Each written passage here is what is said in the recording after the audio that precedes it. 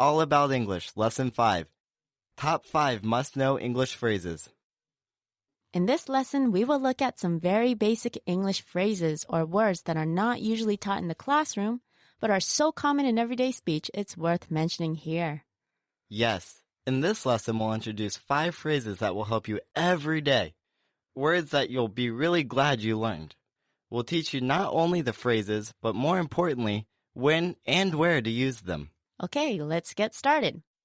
The first phrase, which is also a greeting question, is, "What's up?" Listeners, you've probably heard this phrase before in movies and such, but they don't usually teach this because it's so casual.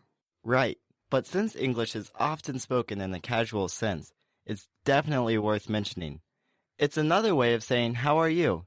and is used between friends or acquaintances that you've known for a while. Right, and the answer isn't, "Fine, thanks," or a literal answer such as, "the sky," but something like, "Nothing much." Simple as that.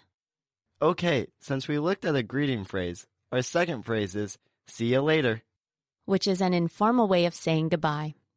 Notice how Ryan said, "yeah," instead of "you." Other ways of saying goodbye are later, or catch you later, or ciao. The last one is, of course, not English, but people still use it anyways. Okay, now our third phrase, or rather word, is guys. This word is an informal word for men, but it's also used to refer to a group of people in general. For example, if I say, "Have you guys seen my keys anywhere?" I'm not only referring only to the men in the room, but pretty much whoever can hear me. Yes, so you guys out there listening to us, that's a good one to remember, both men and women. All right, what's the fourth one? How about we introduce a fun one? You're kidding.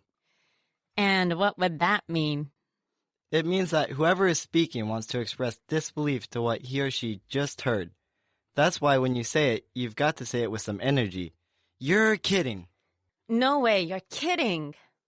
Or you can say it with caution, like, you're kidding. You're kidding. Okay, that's enough. Give us our last one. Our fifth one is, you know what I mean? No, what do you mean?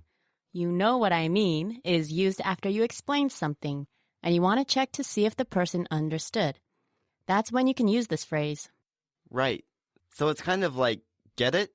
Which means the same thing. It can also be used when you're trying to explain something but you can't find the right words for it. If you ask the person, you know what I mean? You're asking them whether or not they understand.